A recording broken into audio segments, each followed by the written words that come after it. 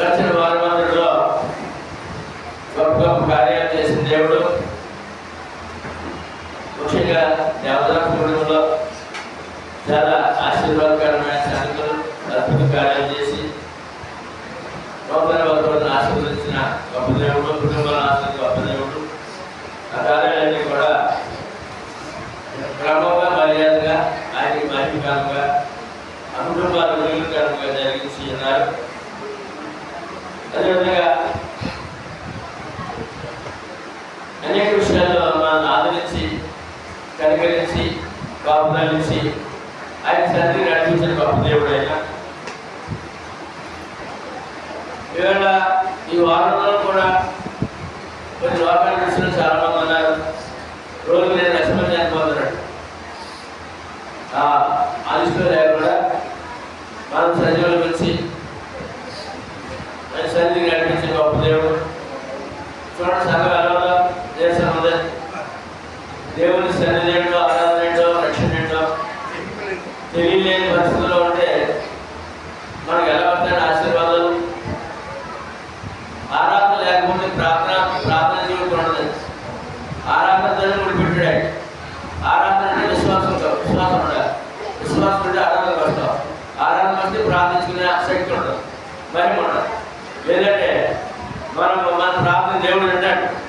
ఎందుకంటే ఒక వారం మానేసినటువంటి అది ఆధ్యాత్మికం. ఒక ఆదివారం ఆరాధన అంటే ఆధ్యాత్మికం అండి. ఆధ్యాత్మిక పాపం అండి. పాపం చేసిన ప్రార్థన దేవుడు వింటాడు. అది ఖచ్చితంగా ఉంది. ఒక ఆయన దర్శించండి ఈ గత వారంలో. ఆయన ఆరాధన మానేశాడు. తన భార్య ఎంతో కష్టపడి రక్షణ నడిపించుకుంది. గేసుకోవాలి దేవుడిని భర్తలు కూడా ఇక లోపల కష్టపడి మళ్ళా వారి కుటుంబంలో విషయాలు జరిగింది. వీళ్ళు దర్శించాం. ఆయన అన్నాడు, దేవుడి మీద విరక్తి వచ్చింది అన్నాడు నాతో. ఏంటంటే అమ్మా విన్నారా? ఎవరి మీద? మరి ఆయన నీ మీద నా మీద చెప్తే పరిస్థితి నా పరిస్థితి ఎవరి దగ్గర ఏం లేదు అని అంటే నాకు ఆశ్చర్యం వేసింది. కనుక ఆరాధన ఆజ్ఞాడు, రక్షణ మనకు ఇచ్చాడండి. ఆయన కొట్లాడమో లేదు భాగ్యం అండి.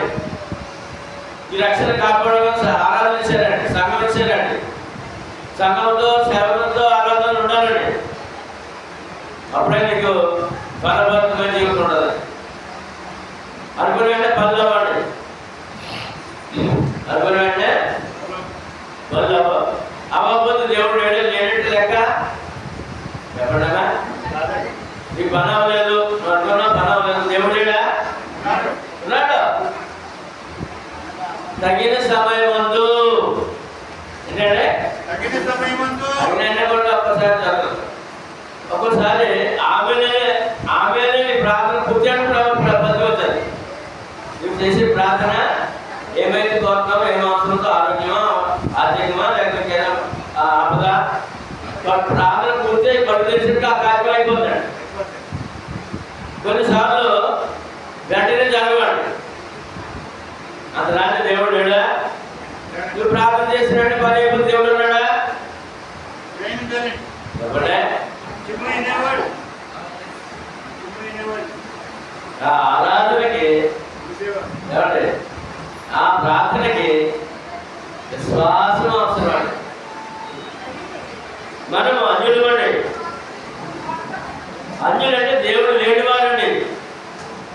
అన్యులంటే దేవుడు లేనివారండి. అటువంటి దేవుడు లేని వారిని సృష్టికర్త అయిన దేవుడు, లోకరక్షకుడు దేవుడుగా దొరికినప్పుడు ఆయన విడిచిపెట్టచ్చా?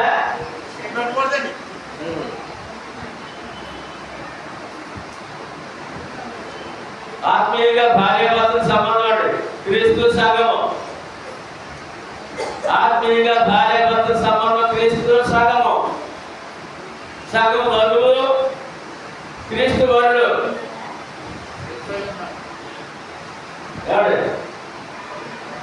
ఆ వధువు అంటే భార్య భర్తలు అస్తమానం భర్త మీద అలిగి పుట్టింటికి వెళ్ళిపోయింది అనుకోండి, అస్తమానం అలిగి ఏం చేసి అలిగి పుట్టింటికి వెళ్ళిపోయింది అనుకోండి, చూసి చూసి ఏమంటాడంటే శాశ్వతంగా పుట్టింటి అంటాడు.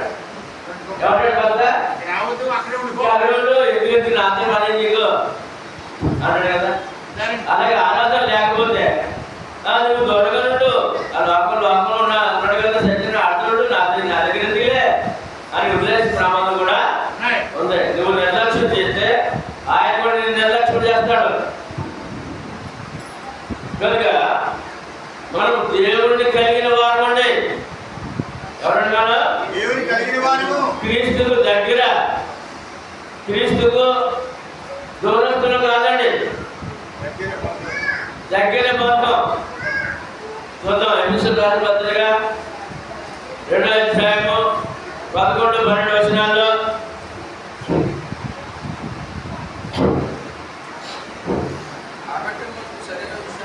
కాబట్టి మీరు మునుపు శరీర విషయంలో అన్యజనులయుడి శరీరమందు చేతితో చేయబడిన సున్నతి గలవారు అనబడిన వారి చేత సున్నతి లేని వారిని అనబడిన మీరు ఆ కాలమందు ఇశ్రాయేలుతో సహపౌరులు కాక పరదేశులను వాగ్దాన నిబంధనలు లేని పరజనులను నిరీక్షణ లేని వారును లోకమందు దేవుడు లేని వారై. అక్కడ అన్యుడు ఎవరంటే దేవుడు లేనివాడు అంటే కోటీశ్వరుడు అయి ఉండొచ్చు, ఎవరి గొప్ప పదవులు ప్రభుత్వాలు ఏలొచ్చు, కానీ దేవుడు లేకపోతే వాడు జీరో. హీరో కాదు, జీరో. అన్యుడుగా ఉంటే దేవుడు లేడు, అన్యుడుగా ఉంటే దేవుడు లేకపోతే ఆ జీవితండి జీరో జీరో జీరో.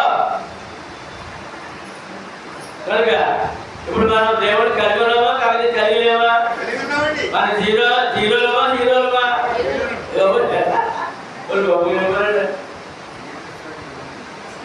తర్వాత ఇంకో మాట చదవండి.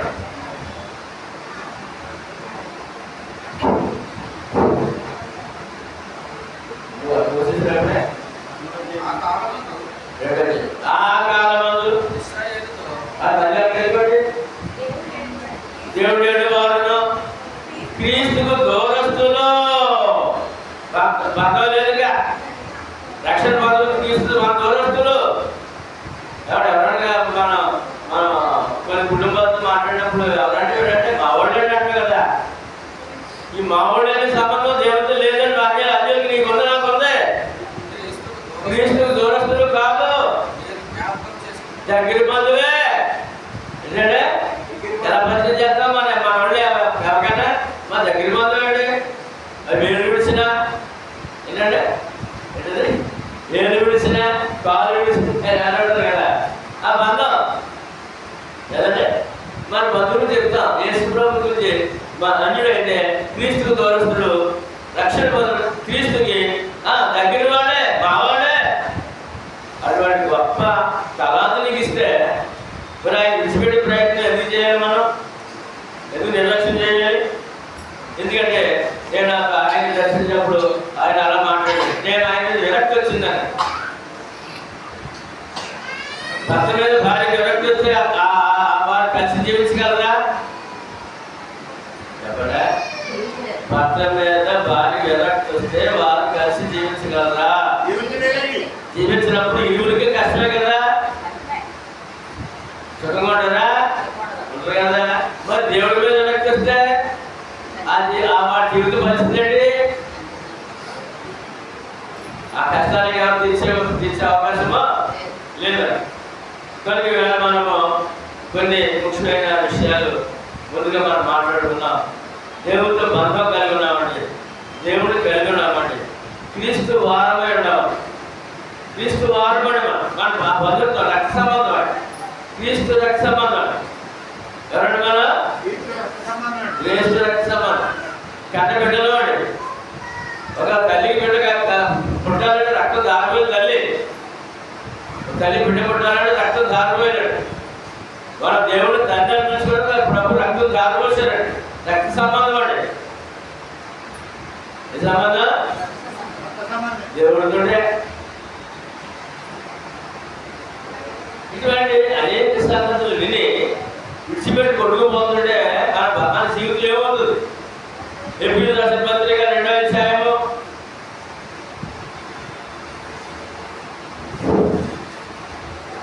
1వ వచనం.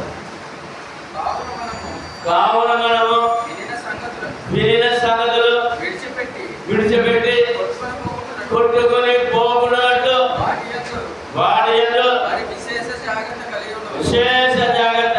బాచి పట్ల ఎలా ఉండాలంటే విశేష జాగ్రత్త. చెత్తలు కొట్టుకుపోతావా నిలబడతావా? వార్త ఎంత చెత్త కొట్టుకోతుందో తెలుసంటే ఎక్కడ చెత్త అంతా కొట్టుకోతుంది కదా. మరి చెత్తలో ఉందామా లేకపోతే మనం నిలబడదామా? మరి వాక్యం ఎందుకు వింటున్నారు, ఎందుకు చదువుతున్నాం మనం అనే విషయాలు మనం పరిశీలన చేస్తాం. లేక కొట్లాడాలి లేదు బాగా మాట్లాడతాం. మరి మీరేమంటారు నాకు తెలియదు. రక్షణ కొట్లాడాలి మనకు లేదు భాగ్యం అండి. మరి మీ ఆలోచన ఎలా ఉంది? కనుక చాలా మంది అండి ఏదో మేలు గొప్ప దేవుడు అండి, మన దేవుడు చాలా గొప్పవాడు అండి, అవి బాబండి అనేవాడు చాలా మంది ఉంటారు.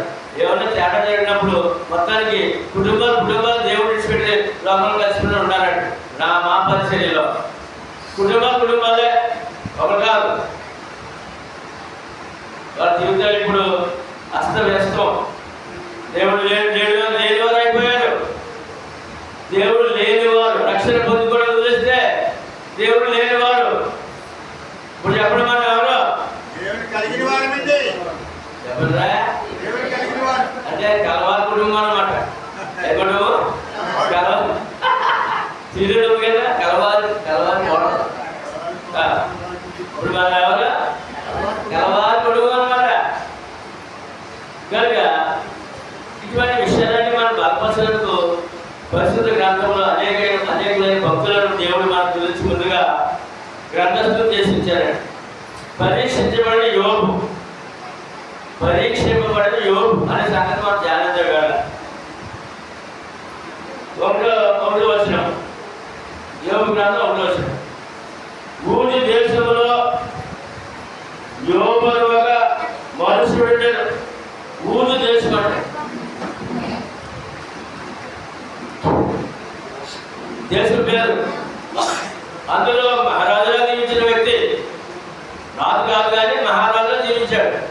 అంత సుసంపన్నమైన జీవితము, చక్కటి కుటుంబము, 10 మంది సంతానము, మంచి ఆరోగ్యం, అందము, ఐశ్వర్యము, 10 మంది సాయం చేసే కుటుంబము, 10 మంది సాయం చేసే కుటుంబము,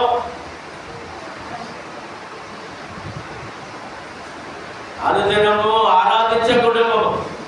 మళ్ళా అనుదినము ఆరాధిస్తున్నాడు వాడైతే. ఆయన అయితే అనుదిన ఆరాధన, అనుదిన బలే అప్పుడంటే అది అప్పుడంటే ఆరాధన. ఈ ఊరు దేశంలో 25-20లో ఆ దేశము గురించి మరొకసారి మాట్లాడతాం. ఊరు దేశం ఉంది బైబిల్లో. విలాప వాక్యంలో 4:20లో కూడా ఆ ఊరు దేశం గురించి చెప్తారంట.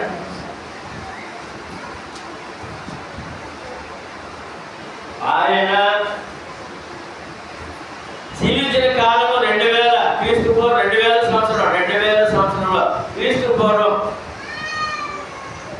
2000 సంవత్సరాలు జీవించాడండి. క్రీస్తు పూర్వం. ఇప్పుడు క్రీస్తు సంఖ్య 2025 4025 సంవత్సరాల వ్యక్తినిగా జ్ఞాపకం చేసుకున్నామంటే ఆయన ఎంత గొప్పవాడు.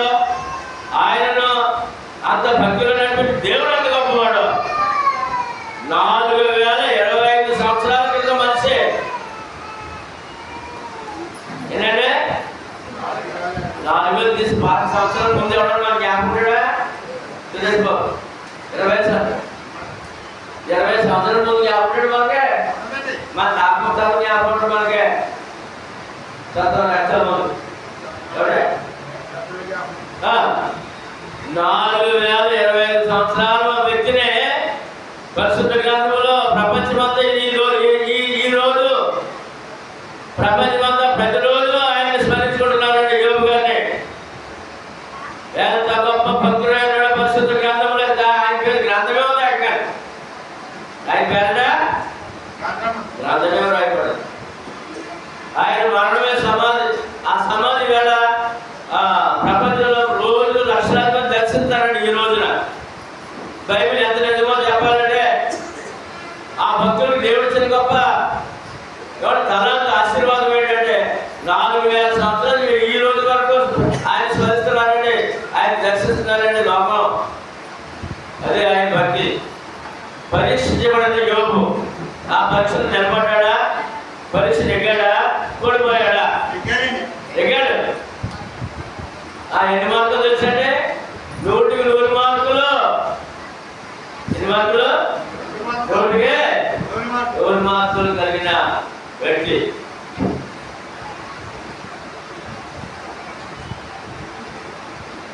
యోబు యొక్క ప్రవర్తన యోబు గ్రంథము యొక్క మొదటి వచనంలోనే అతని గూర్చి చెప్పబడింది.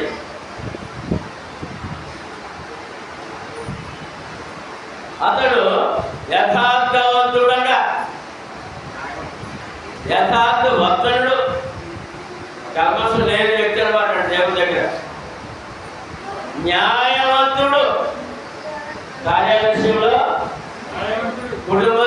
కుటుంబ సమాజ కార్యాల విషయంలో, దేవుని సేవ విషయంలో న్యాయవంతుడు. అనగా అతడు నిందారహితుడు. ఎవరంటే నిందారహితుడు. అతడు దేవుని భయభక్తులు గలవాడు.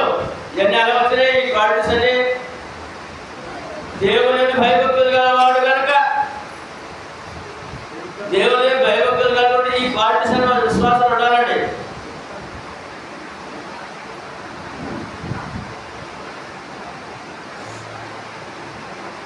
చెడుతనము విసర్జించిన వాడు. అది దేవుని భయభక్తులు కాకుండా ఏం చేయాలంట? యోబు దగ్గర నేర్చుకోవాలండి మనం. చెడుతనము విసర్జించిన వాడు. మనసులో చెడుతనం ఉంటుందండి. అప్పుడే ప్రేమితులు అర్థం చేసిస్తాడు, అప్పుడే కంపడుతున్న అర్థమాలు ప్రేమిస్తాడు, అప్పుడే మోసం చేస్తాడు, అర్థమాలు ఏదో చేయాలనుకుంటాడు. చెడుతనం ఉందండి.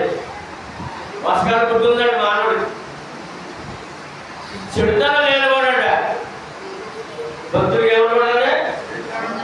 4025 సంవత్సరాల క్రితం వ్యక్తి యొక్క భక్తుల యొక్క గుణలక్షణాలు కదా మనం ధ్యానిస్తున్నాం. అంటే ఆయన ఎంత ఉన్నతమైన ప్రమాణాలు కలిగి ఉన్నాడు దేవుడి పట్ల.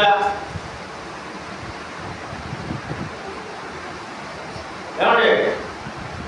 అతడు పాపరహితుడు. పాపరహితుడు. పూర్తిగా పాపాన్ని విడిచిపెట్టేశాడు. పాపం అంటే ఒక బాంబులాగా, పెద్ద అనుభవంలా చూస్తాడు. పాపం అంటే అంత అలా చూడాలండి. భయం బాంబు పెట్టుకున్నట్టు ఉన్నాడు బయటికి. పాపరహితుడు కాదు కానీ దేవుని భయభక్తుడిగా పాపరహితుడు అయ్యాడు. అది మంచి పాపరహితుడు అయ్యాడు. దేవుని భయభక్తులు చెడుతాడు చూడితే పాపరహితుడు అవుతాడు. లోకంలో మానవుడుగా యేసుప్రభు ఒకటి పాపరహితుడు. కానీ ఆయన భయభక్తులు చెడుతాడు విడిచిపెట్టి పాపరహితుడు అవుతాడు.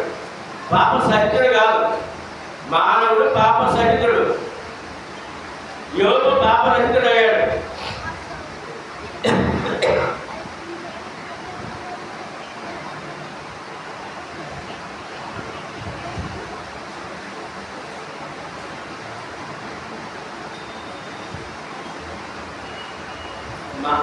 అతని జీవితంలో పరిపూర్ణుడు కాదు.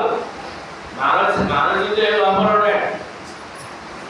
పరిపూర్ణంగా ఉండటకు దేవుని నింద లేకుండా ప్రయత్నం చేయాలి కదా, ప్రయత్నించాడు అని చెప్పబడుతుంది ఆయన గురించి.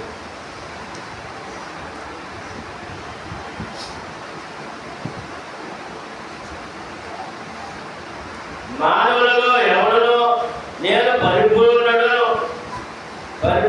కాదు, ఎవడనో పరిపూర్ణుడు కాదు. దైవభక్తి కలిగి పాపం విడిచిపెడితే అతడు దేవునికి ఇష్టడుగా పరిపూర్ణుడిగా నిలిచగలడు, పాపరంజుడుగా. అది యోగ చేసిన కార్యం.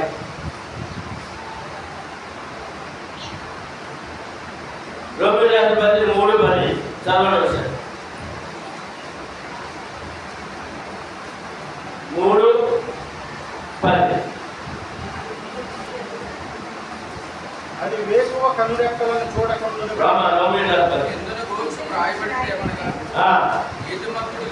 నీతిమంతుడు లేడు, ఒక్కడును. మానవుడు నీతిమంతుడు లేడు, అతను భక్తుడు అయ్యాడు, పాపం విడిచిపెట్టాడు కనుక నీతిమంతుడిగా తెచ్చుకోడు. 23వ వచనం, ఏ భేదము లేదు, అందరూ పాపము చేసి దేవుడికి మహిమను అటువంటి స్థితిలో ఆయన తప్పించబడ్డాడు.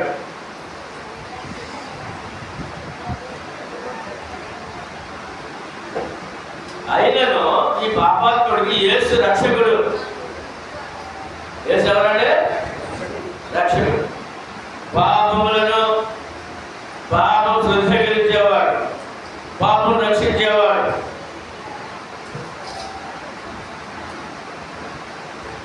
రక్షకుడై ఉన్నాడు. వారాయి విధేయులైతేనే రక్షించబడుతుంది. పత్రిక 5:9-10 విధేయులై ఉండాలంట. ఆ విధేయులకి చాలా అవసరం అండి. గర్వం పనికిరాదండి దేవుని దగ్గర, నిర్లక్ష్యం పనికిరాదు దేవుని దగ్గర. ఇందాక ఆయన చెప్పాను కదా, విరక్తి వచ్చింది అన్నాడు, అది పనికిరాదు దేవుని దగ్గర. ఎప్పుడు 5:9-10 వచనాలు చదవండి.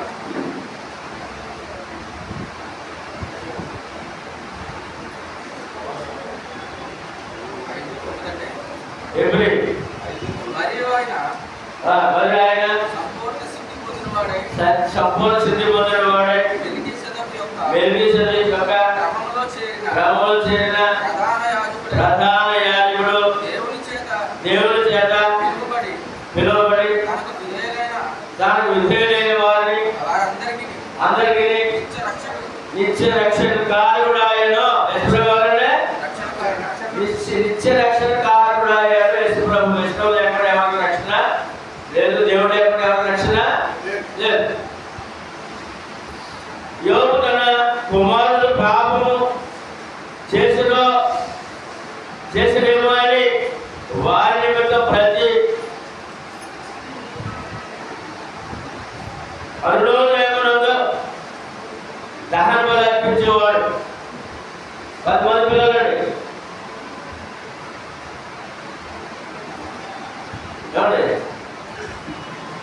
వాళ్ళు సర్వ సమృద్ధి ధనవంతులు.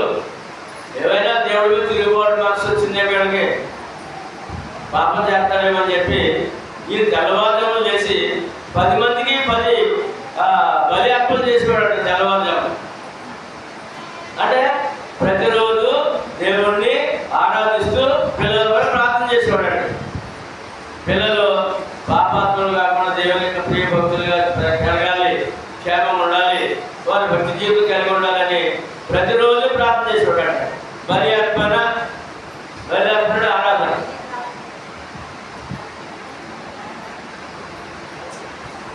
దీనిని బట్టి అతడు ఎంత భక్తి గలవాడో గ్రహించుకోగలము. ఎంత భక్తి అంటే పిల్లల పాటు రోజు ఉదయం తెల్లవారుజామున చేసి ఆరాధించడం, బలి అర్పించడం ఎంత మరి భక్తి లేకుండా చేయగలడా? కనుక అసలు ఎంత భక్తి పడో ఈ కార్యాన్ని బట్టి తెలుస్తుంది అన్నాడు ఇక్కడ భక్తుడు.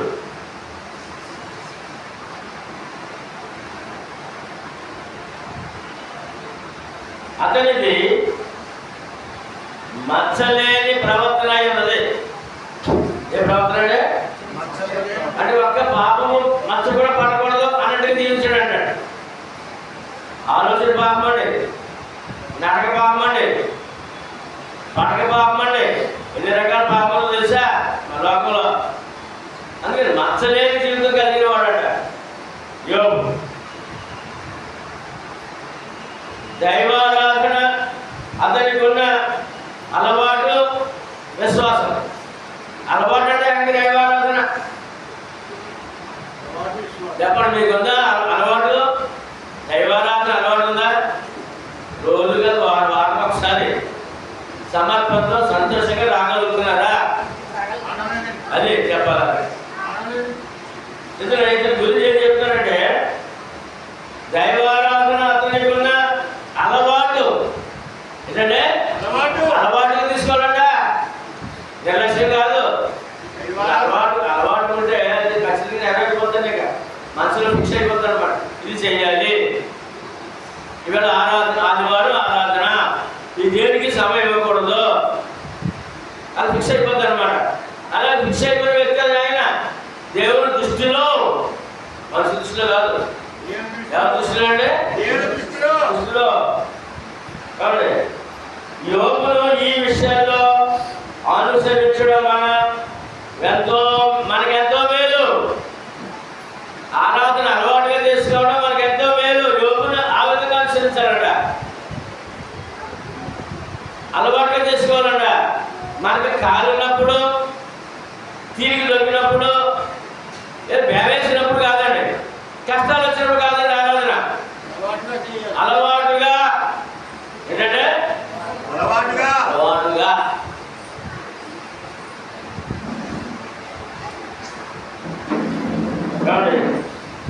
యోగు నైతిక పరిపక్వత గలవాడు. లోక సంబంధ విషయాల్లో కూడా పాపం అనుకోవడం జీవించిన వాడు. ధర్మం ఎన్నో వేల మంది సంబంధం ఉంటుందండి, వందలాది మంది స్నేహాలు ఉంటాయండి. నైతిక పరిపక్వత గలవాడు అంటే స్నేహాలు, వ్యాపారాలు, ఈ యొక్క సమాజ కార్యక్రమాల్లో మచ్చ అనుకుంటూ జీవించాడండి. అతని జీవిత మద్దతులోనూ గొప్ప విశ్వాసము, జీవిత మద్దతులోనూ ఎంతంటే జీవిత మద్దతులోనూ విశ్వాసగా దేవుడు కనపడాలి. మనం కొంతకాలం విశ్వాసి, కొంతకాలం విశ్వాస కాదు.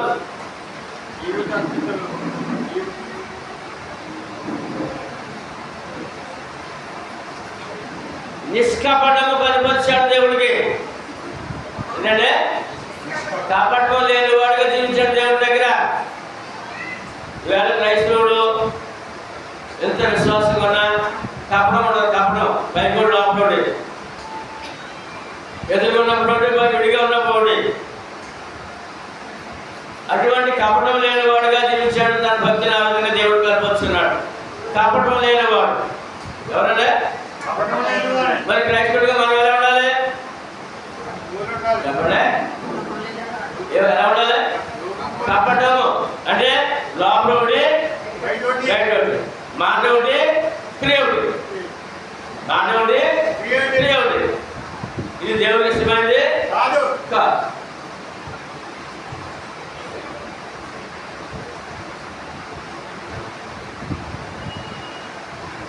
అతడు న్యాయవంతుడును, అతడు నిష్కపటమైన అంధకార క్రియలలో పాలు పొందలేదు. దేవుడు ఎరిగిన తర్వాత పాపక్రియల్లో ఎప్పుడు కూడా పాలు పొందిన వాడు కాడు. అంటే మనకి కులాచారాలు ఉన్నాయి, మతాచారాలు ఉన్నాయి, సమాజ ఆచారాలు ఉన్నాయి, అవన్నీ పాపంతో కూడినవి. మనం అన్నీ చేస్తుంటాం. లక్ష్మి గారు చేస్తావా? కులాచారం అంటే పెళ్లి సంబంధం అనుకోండి, లోపలికి ఏంటి వాళ్ళు లోపల రోజు ఏంటంటే గౌరవం అంట. ఏమమ్మా గౌరవం? మాకు గౌరవం ఉందా? ఆవిడ గౌరవం అంట. చదువు గౌరవం. పెళ్లికి శనిగా పెట్టామనుకోండి, నువ్వు క్రైస్తవురాలు, క్రైస్తవుడువే, ఏం పెట్టావు? ఇటువంటి అనేక పాపాలు ఉన్నాయండి. వాటి అన్నింటిలో కూడా ఏది పెట్టిన వాడు యోబు కాదు.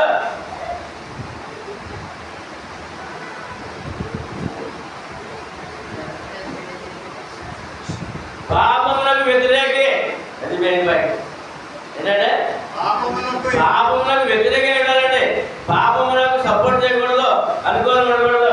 పోనీయండి అలాగే చూసి చూడడం బావాలండి, చూసి చూడడం బావాలండి అని మన పిల్లల విషయంలో కుటుంబం అంటున్నాము కదా. మన పూజ విషయంలో, మన కుటుంబంలో పూజ విషయంలో చూసి చూడడం బావాలండి. ఏమండి చూసి చూడండి పోయే భక్తి కలిగి ఉంది అమ్మా. ఏ భక్తి కాదు? చూసి చూడండి పోయే భక్తి. దేవుడు కూడా చూసి చూడడం చూడకుండా ఉండేవాడు కాదైన. ఆయన కళ్ళు తేటగా కనబడుతుందంట. చూద్దాం ఒకసారి 2 దినవృత్తాంతాలు 16:9. ఆయన కళ్ళు చూడండి. నువ్వైతే చూసి చూడట్టు ఉంటే ఆయన చూసి చూడట్టు ఉండేవాడు కాడు. తన ఎడల యథార్థ హృదయం గల వారికి బలపరచుటకై, యెహోవా కనుదృష్టి లోకమంతా సంచారము ఆయన చూసి చూడడు కాదండి. ఎప్పుడు చూసేవాడే? ఎప్పుడు చూసేవాడే.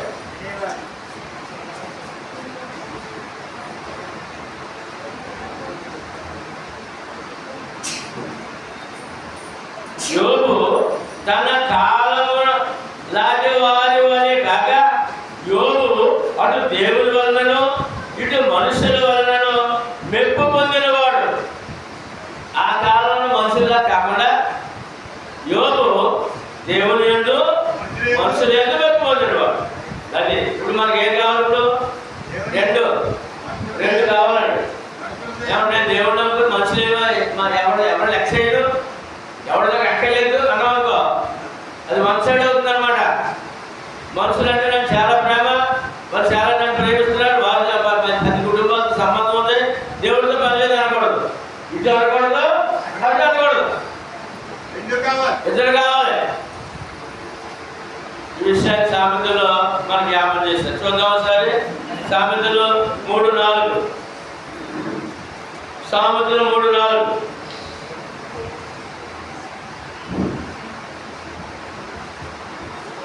అప్పుడు దేవుని దృష్టి అందును మానవుల దృష్టి అందును నీవు దయ నుండి మంచివాడవని అనిపించుకోదు. ఎవరికంటే దేవుని దృష్టిలో మంచివాడు అనిపించుకోవాలి, మనుషుల దృష్టిలో మంచివాడు.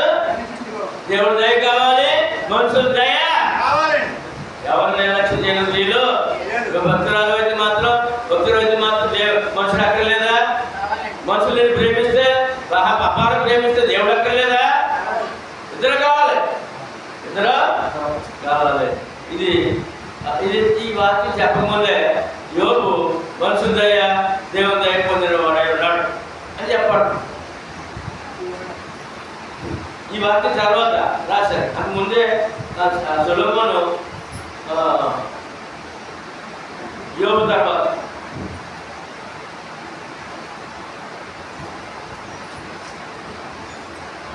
ఇప్పుడు ఇది ఎంతమంది చూసారు కదా? క్రైస్తవులమైన మనము ఇప్పుడు మన దగ్గర వచ్చింది. క్రైస్తవులమైన మనము యోబు యొక్క ఈ లక్షణములను తప్పక అనుసరించాలి. ఎవరి లక్షణాలంటే? యోబు లక్షణాలు తప్పక అనుసరించాలి. మనసు దయ కావాలి, దేవుని దయ కావాలి. ఏమండి? యథార్థత కావాలి. ఏమండి? నిందారహితుడుగా ఆయన ఉండాలి. ఆయన లక్షణాలు. దేవుని దయ మనసు దయ కోరుకున్న వ్యక్తి ఆయన జమీందారు. ఆయన మనసు దయ ఎందుకు? యోబు జమీందారు. మనసు దయ ఎందుకు? యోబు జమీందారు. దేవుడు దయ ఎందుకు? అన్నీ ఉన్నాయి కదా. ఎన్ని ఉన్నా నీకు ఎంత ఆశీర్వాదం ఉన్నా, ఎంత సమృద్ధి ఉన్నా, దేవుని దయ మనుషుల దయ కావాలి. అది ఇలా క్రైస్తవుడుగా యోబు గుణ లక్షణాలను మనం అనుసరించవలసిన వారమై ఉండాలి.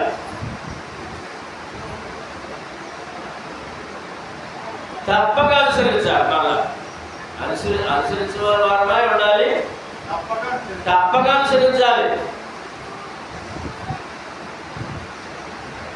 మనవలి అతడు నైతిక మానవుడే, అలాగే అతడు రక్త మాంసాలు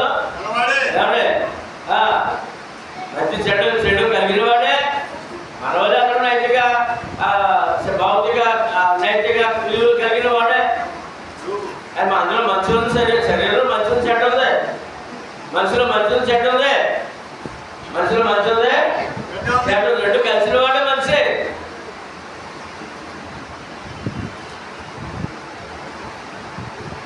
నైతిక మానవుడే కనుక మన సహచరుల యొక్క యోగు వంటి ప్రవర్తన కలిగి ఉండటం కష్టము కానే కాదు.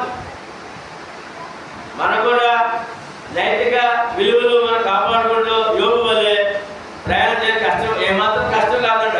భక్తి ఉంటే, విశ్వాసం ఉంటే ఏమాత్రం కష్టం కాదంట. కష్టం అనుకుంటున్నాం మనం, భక్తి జీవితం కష్టం అనుకుంటున్నాం. భక్తి జీవితము కష్టం కాదండి. యోగువలే విశ్వాసం ఉంటే అది కష్టం కాదండి. ఆనందముగా ప్రయాణం చేయగలమండి.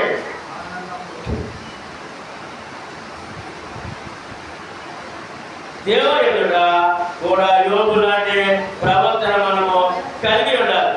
ఇప్పుడు ఈ చూపు ఎటువైపు ఇంత జాగ్రత్తగా జీవించడం కారణం ఏంటంటే ఈయన దృష్టి అంతా కూడా, ఆయన దృష్టి అంతా కూడా దేవుని వైపు ఎప్పుడున్నాం. ఎవరి వైపు అండి? మరి నీ దృష్టి నా దృష్టి ఎలా ఉండాలి? మా దృష్టి లోకం వైపు ఉందనుకోండి, దేవుని వైపు మారిపోతుంది అనమాట. లోకం వైపు పాపం మన జీవితం చోటు తీసుకుంటుంది అనమాట. లోకం వైపు కాదు, దేవుని వైపు ఉండాలి దృష్టి అంతా. ఎవరి వైపు? దేవుని వైపు. హెబ్రీయులకు రాసిన పత్రిక 3:1 చూడండి, అక్కడ ఏం చెప్తున్నారు? పరలోక సంబంధమైన పిలుపులో పాలు పొందిన పరిశుద్ధ సహోదరులారా, మనం ఒప్పుకున్న దానికి అపోస్తులను ప్రధాన యాజకుడైన యేసు మీద లక్ష్యము. ఏమంటే మనం ఎవరి మీద లక్ష్యం చదవండి? మన గురి లోకం మీద, యేసు మీద. ఏ వైపు చూడాలి? ఎవరి వైపు చూడాలి? అనుక్షణము కూడా కష్టం ఉంది, వ్యాధి ఉంది, బాధ ఉంది, ప్రమాదం ఉంది, ఆర్థిక సమస్యలు ఉన్నాయి, కష్టాలు ఎక్కువ ఉన్నాయి. అయినా నీ చూపు పట్టు ఉండాలి. అయినా నీ దృష్టి, నీ చూపు ఆయన మీద ఉంటే నీ ప్రయాణము పరలోక వైపు చక్కగా సాగుతుంది. కష్టాలు, వ్యాధులు, బాధలు తీర్చే గట్టిగా నీకు అండగా ఉన్నందుకు తోడుగా ఉన్నాడని వాగ్దానం కూడా ఉంది. అది నమ్మి బాప్తిజం మార్చిన వాగ్దానం తెలుసా మీకు? తెలుసండి? ఏమండి మీకు తెలుసా? బాప్తిజం వాగ్దానం చేశాడు కదా ఆయన. మత్తయి వార్త 28:20 వాగ్దానం జ్ఞాపకం రావాలండి. ఈ వాగ్దానం జ్ఞాపకం రావాలండి. ఏమనండి? నేను ఏ సంఘం మీకు ఆజ్ఞాపించిందో వాటన్నిటి గురించి వారికి బోధించేవాళ్ళండి. ఇదిగో నేను యుగ సమాప్తి వరకు సదాకాలం మీతో కూడా. అదండి గురి. నన్ను విడిచిపెట్టే దేవుడు కాదు, దాన్ని విడిచిపెట్టే దేవుడు కాదు. మనుషుడు విడిచిపెడతాడు, భార్య విడిచిపెడతాడు, భర్త విడిచిపెడతాడు, పిల్లలు విడిచిపెడతాడు, బంధువులు విడిచిపెడతాడు. కానీ యేసుప్రభు విడిచిపెట్టేవాడు కాదు. అది ఆ నమ్మకం నీకుందా? ఎవరు విడిచిపెట్టేవాడు కాదంట? తోడంట. బాప్తిజంలో చేసిన వాగ్దానం అండి, వరం అండి. ఆత్మకి వరమే, శరీరానికి. ఇవి ఎరిగిన వాడు యోగు, ఇవి ఎరిగిన వాడు యోగు. కానీ ఇష్టం దేవుడి మీదంట.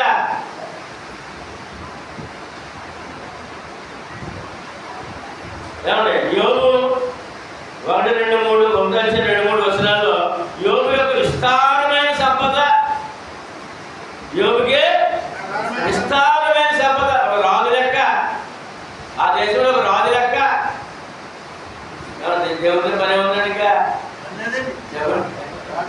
ఒక రాజు లెక్క.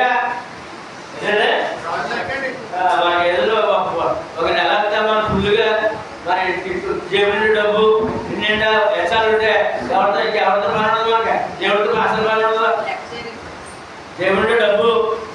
ఇంటి ఎచ్చాలి ఎచ్చాలంటే రైస్ ప్యాకెట్ కిరాణా లేదా ఫ్రిడ్జ్ నిండా ఏదో కాయగూరలో గుడ్లో కదా. ఒక నెల మంది ఉంటేనే మనం ఆ దేవుడు కొట్టే పరిస్థితుల్లో లేవు. ఈ లేక జమీందారు ఒక రాజు లెక్క, ఒక రాజు లెక్క. ఏమండి ఆయన సంపద గురించి చెప్పండి. అది ధనవంతుడై ఉండి, అది మా మెయిన్ మాట. పాపము చేయుటకు ఆస్కారము కలిగి ఉన్నాను. ధనవంతుడు ఎక్కువ పాపం చేస్తున్నాడు. మామూలు సామాన్యుడు కంటే సామాన్యుడు పాపం చేస్తాడు, ధనవంతుడు డబ్బులు చేస్తాడు. ధనవంతుడు డబ్బులు చేస్తాడు. చూడండి, ఇతడు పాపం చేసేటటువంటి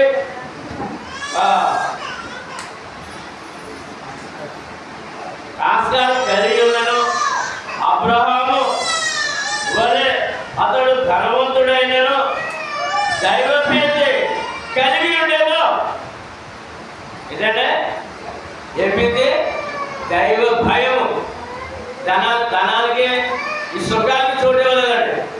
ఏదన్నా దేవుడు మొట్టిగా వేస్తే మనం ఎందుకు పనికిరాము? మరి ఎందుకు? ఒక ఆయన ఎడుతున్నాడు, జమీందారు ఎడుతున్నాడు. ఆ సెల్లో చూశానండి. 72,000 కోట్లు ఆస్తాడు. 72,000 కోట్లు ఆస్తాడు. ఆ ఏదో ప్రకటనలో ఈ కంపెనీ మీద ఏదో తేడాగా ప్రకటన వచ్చిందంటే, ఒక్క దినం ముందే ఈ కంపెనీ యొక్క ఏమండి ఆ యొక్క జిఎస్టీ ఏమంటుందండి, షేర్ మార్కెట్ ఒక్క దినం ముందే షేర్ మార్కెట్ అంతా పడిపోయిందట. ఈ 72,000 కోట్ల జమీందారు 174 రూపాయలు మిగిలాయట. 72 కోట్లు ఎక్కడ? 74 రూపాయలు ఎక్కడ? గొల్లమని ఎడుతున్నాడు. దేవుడు మొట్టిగా పడితే ఏ మానవుడు ఎంత జమీందారైనా ఒక క్షణంలో మారిపోతుంది చరిత్ర. ఒక క్షణం పాటలు మారిపోతుంది చరిత్ర. ఈ వాక్యం చదువుతుంటే నాకు ఆ శబ్దం కనబడదు. కనుక నువ్వు ఎంత గొప్పవాడు, ధనవంతుడైనా సామాన్యుడైనా నువ్వు ఆధారపడవలసిన దేవుడి మీదే. ఎవరిదంటే దొరికిందేమనే భాగ్యం దొరుకుతుంది.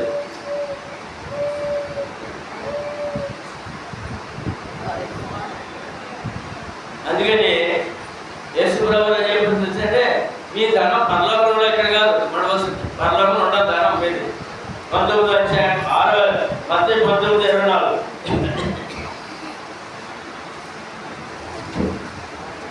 19:24 ఇది కాక ధనవంతుడు పరలోక రాజ్యంలో ప్రవేశించడం కంటే సూది బెజ్జంలో మంట దూరట సులభమని మీతో చెప్తున్నానని. ధనవంతుడు ఎక్కడ చూడలేదంటే పరలోక రాజ్యంలో చూడలేదండి. అది ఎప్పుడో చెప్తారు. ఎందుకంటే ధనమునందు నమ్మించేవాడు దేవునికి సంబంధం కాదు. కింద చెప్తారు కదా మనం చదివితే, ధనమందు ఆస్తి అందు నమ్మించేవాడు ఏంటంటే ఆస్తి అందు నమ్మించే కింద చదవండి.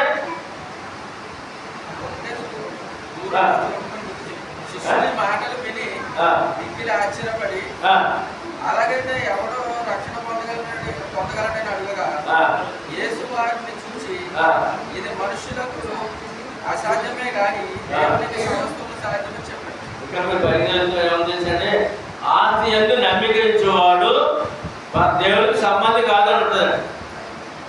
దేవుని ఎంత ఆస్తి ఎంత నమ్మిక చెప్పరా? దేవుని ఎంత ఆస్తి ఎంత నమ్మిక కదా. మరి ఇప్పుడు మన నమ్మిక ఏమైంది?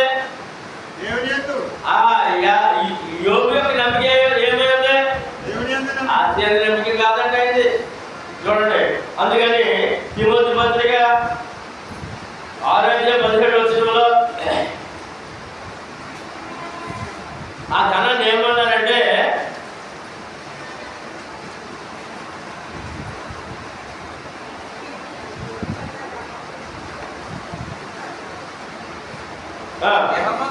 ఇహమందు ధనవంతులైన వారు ధనవంతులై ఉండాలండి. బాగా అనుకూలంగా ఉండమని చెప్పలేదు దేవుడు. ధనవంతులు వ్యాపారం చేయాలి, ఉద్యోగం చేయాలి, బాగా సంపాదించాలి, కూడబెట్టాలి. అయితే ఆ ధనం మీద దేవుడికి నమ్ముకోవడం ధనాన్ని. ధనవంతుడైన వాడు గర్విష్ఠులు కాక ఏమవుతారండి? అమ్మా ఏమవుతుందా? ధనం ఉండి ఏమవుతుందండి? ముందు గర్వం వస్తుందండి. ఏమవుతుందండి? గర్వం. యెహోవాను అస్థిరమైన ధనమందు నమ్మికగా ఏ ధనమండి?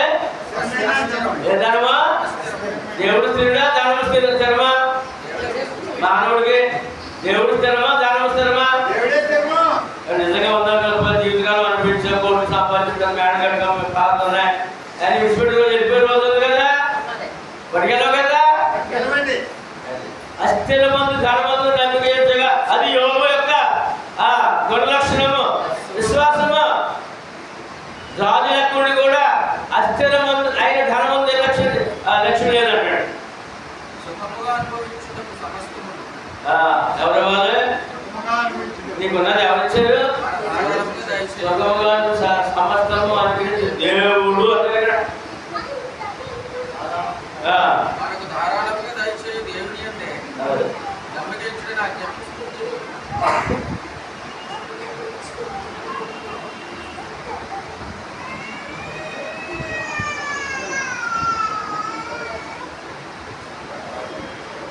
అంటే మనమైతే సామాన్యం అండి, మనమైతే సామాన్యం అండి.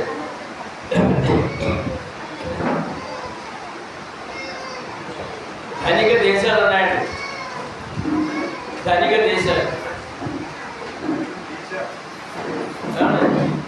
ఇంచుమించు మన జనాభాలో సగం జనం క్రైస్తవులు ఉన్నారు. ధనిక దేశాలు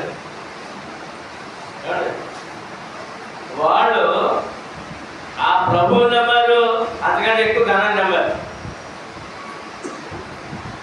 ప్రభువు నమ్మారు, అంతకంటే దేని ఎక్కువ నమ్మారు? ధనాన్ని నమ్మారు. అది అస్థిరమైన ధనమని 2000 సంవత్సరాల నుంచి చెప్పించారు. ఇక్కడ ఉన్నాయి, ఆస్తి ఉండాలి, అనిపించాలి, కానీ నీ మనసు దేవుడు ఉండాలి, విశ్వాసం దేవుడు ఉండాలి, ధనం మీద కాదు. అది యేసు ప్రభువు కడిగి చేశారు. ఆస్తి అంది నమ్మిక ఇచ్చిన వాడు దేవుని సంబంధే. ఉండే ఆస్తి ఉండాలి, అనిపించాలి. కొద్దిగా అడుకోమని చెప్పడం దేవుడు, అడుగున్నది ఆ చేయడం దేవుడు. మంచి ఐడియా. ఎబ్రిల్ రాసిన పత్రికలో ఒక మాట చెప్తారు మళ్ళా,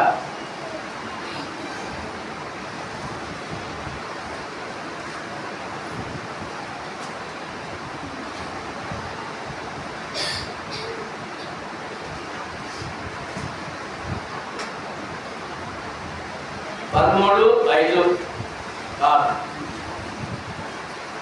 13:5-6 ధనాపేక్ష లేని వారై ఏంటండి? ఏమనుకోవడంట? నాకు ఉన్నదేంటి? నాకు ఉన్నదేంటి? నాకు ఉన్నదేంటి? దేవుడు ఏం చెప్తున్నాడు? మనకున్న ధనాపేక్ష. దేవుడు ఏం చెప్తాడు? ధనాపేక్ష లేని వారై మీకు కలిగిన వాటితో అని మాట మర్చిపోకుండా మాట. అంటే కలిగినవి ఎవరు ఇచ్చారు? మనకు కలిగినవి ఎవరివి? చెప్పండమ్మా, దేవుడే కదా. మీకు కలిగిన వాటితో తృప్తి పొంది చూడండి. ఇలా క్రైస్తవుడు ఎలా ఉండాలి అంటే ఉన్న దానితో, దేవుడిచ్చిన దానితో. అమ్మా కూర్చో, చూడరా, ఆంజనేయ గారు వందాలండి. వాళ్ళ అమ్మగారిని తీసుకొస్తారు. వారు తల్లి గారికి అపార సేవ చేస్తున్న గొప్ప భక్తుడు ఆయన. ఇంకా రక్షణ పొందాలి. అమ్మగారు కాలధరం భార్య కూడా ఒకేసారి రక్షణ పొందాలని కోరుతాం. ఆరాధన విడిచిపెట్టండి.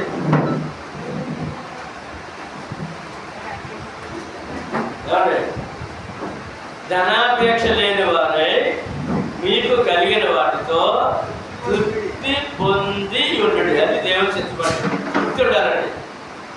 తృప్తి లేని జీవితము మన దృష్టి మారిపోతాడు, మన మనసు మారిపోతాడు, లోకమై వెళ్ళిపోతాడు, లోకమై వెళ్ళిపోతాడు మనసు.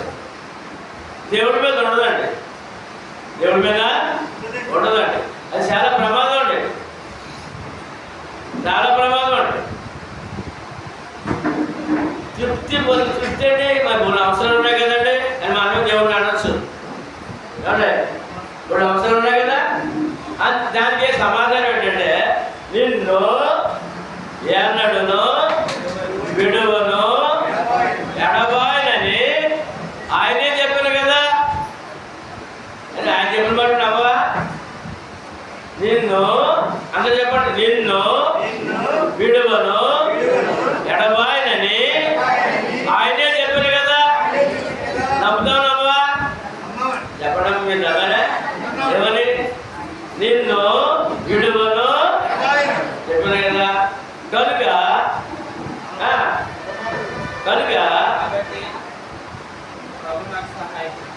కనుక నేను దేనికి భయపడను. అది మాట. ఎప్పుడైతే భయం వచ్చిందో నీ మనసు లోకం మీదకి వెళ్ళిపోతుంది. ఎప్పుడైతే ధైర్యంగా ఉన్నావో దేవుని వైపు ఉండదు. నీ మనసు దేవుని వైపు ఉండాలా, లోకం మీద ఉండాలా? అంటే నీకు భయం రాకూడదు. భయపడను అని చెప్తాడు క్రైస్తవుడు. దేవుడు చెప్తాడు భయపడను చెప్పమంటాడు. ఎందుకంటే ప్రభు నాకు సహాయుడు. ఏంటంటే జరగని కార్యాలు కలిగేపాటు చేసే దేవుడు. జరగని ఆ కార్యం సామాన్య కార్యం కాదు, ఎన్నో లక్షలతో కూడిన కార్యం. కను రెప్పపాట్లు చేసే దేవుడు. అదే కను రెప్పపాట్లు చేసే దేవుడు. నీకున్నదంతా తీసేట కూడా కను రెప్పపాట్లు జరుగుతుంది. భక్తుడుగా నీవు ఉంటే నీ ప్రార్థన కను రెప్పపాట్లు ఆశీర్వాదం వస్తుంది. అది నిజమా అబద్ధమా? కను రెప్పపాట్లు సంవత్సరాలు వెయిటింగ్ చేయాల్సిన అవసరమా లేదు. ఇక్కడ ఆ వాక్యం అర్థమది. ప్రభు నాకు సహాయుడు అన్నా నమ్మవా నువ్వు? ఎవడే ప్రభు నాకు సహాయుడు నేను చెప్పడు. ఇప్పుడు లోకానికి సమస్యలకి వ్యాధి బాధ భయపడడం ఎంతమంది అక్కడ చేతులు తిరుగుతున్నారు. భయపడడం వాళ్ళు ఎంతమంది ఉన్నారు? మీరు అందరూ భయపడతారా? చేతి చూపించాలి. భయపడేవాడు మానేయండి, భయపడేవాడు చేస్తాడు. నేను భయపడ్డాను చేస్తాడు. చాలా మంది ఉన్నారు. నేను భయపడను. అదండి ఇది నీకు నాకు ఉండవచ్చు. అదండి యోగ ధైర్యం. ఏమండి ఎందుకు భయపడను? ప్రభు నాకు సహాయుడు. ఎంత కష్టమైనా ఎంత నష్టమైనా అది మనం తెచ్చలేమండి, ఎవడో తెచ్చాలండి. కష్టాలు నష్టాలు మనం తీర్చుకోలేమండి. మన శక్తి, మన బలము, మన తెలివి, మన చదువు, మనకున్న ఏది సరిపోదండి. మనకున్న ఏదే ఆయన సహాయమే నీకు బలము. ఆయన సహాయమే నీకు. నేను చాలా తెలివైనడండి, నేను ఎలా చేస్తానండి, అలా చేస్తానండి, ఇలా చేశానండి అంటే అంటాడు ఒకసారి మనిషి. నేను చాలా తెలివి ఉపాయం చేయండి. ఉపాయం చేయడు. ఎక్కడది తెలివి? ఎక్కడది తెలివే? ఎక్కడది ఆలోచన కదా? ఆయన ఆలోచన పుట్టించేవాడు, దానిని అమలు చేసేవాడు. నీకెక్కడ తెలివి మర్చిపోదా? నేను ఎత్తమించేవాళ్ళైనా బొమ్మలా కూర్చోవచ్చుదా? ఆయన నీకు ఆశీర్వాదకరం తెలివి పుట్టించాలి, దాన్ని నెరవేర్చిన కార్యక్రమం ఆయన చేయాలి. కనుక అంత గొప్ప కార్యాలు చేసే దేవుడు నాకు ఉన్నాడని నీకు ధైర్యం ఉందా? ఎవరు మాట్లాడారు? భయపడను. నరమాత్రుడు ఎవరు? నీ ఎదురుకుండా ఎంత గొప్పవాడు ఉన్నా, ముఖ్యమంత్రి గారు ఉన్నా, ప్రధానమంత్రి ఉన్నా,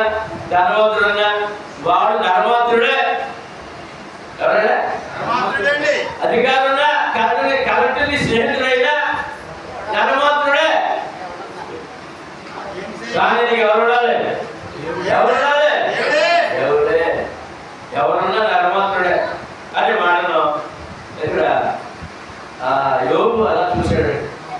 చాలా గొప్ప గొప్ప స్నేహితులు ఉన్నాడు. చెప్తారు కదా, గొప్ప గొప్ప స్నేహితులు ఉన్నారు. వాళ్ళు ఎప్పటి నమ్మలేదు. దేవుని పట్లే మనసాడు, దేవుని మీదే మనసాడు. అదిదిన ఆరాధన అండి, అదిదిన ఆరాధన. కనుక ఇప్పుడు మనం అనుభవించేదంతా నీది నాది అనుకున్నాం. మనం అనుకున్నాం కదా, నీది నాది. సొంత కుటుంబం లేదనుకోండి, లేదు నాకేమి లేదని ఎప్పుడు విశాఖం అనుకుంటాం. సొంత కుటుంబం అనుకోండి, ఇంకా ఆడు పోలు చూడాలి. సొంత కుటుంబం అనుకోండి, ఆడు పోలు చూడాలి. ఇంకా లేనప్పుడేమో లేదు ఎడుతాడు. ఒకవేళ తీరా దేవుడు వచ్చాడు అనుకోండి, ఆడు పోలు కొట్టాలి చూడాలి. ఆ ఇంటిని బట్టి ఏమంటే మీరు సమర్థించిన ఎవరు ఐడియా నటించాలి. వనరులని ఎవరే కీర్తనకారులు 24 కీర్తన 1 చూద్దాం. కీర్తనకారుడు 24:1.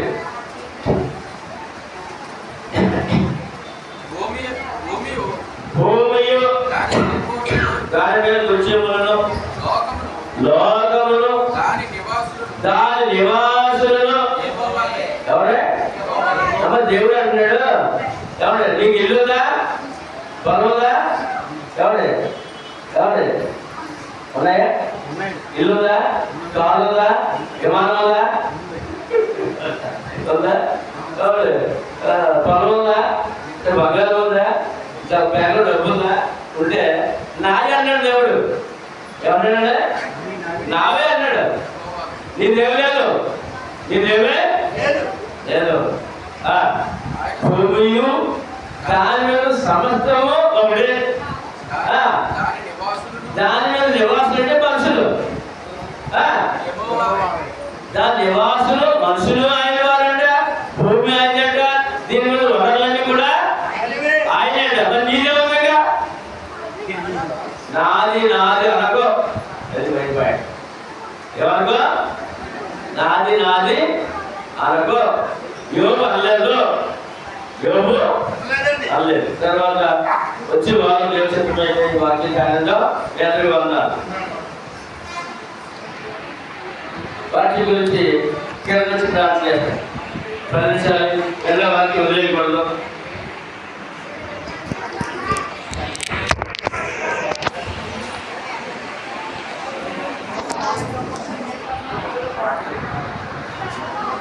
ప్రార్థన చేస్తున్నామండి. పరలోకమందున్న మా తండ్రి అయిన దేవా,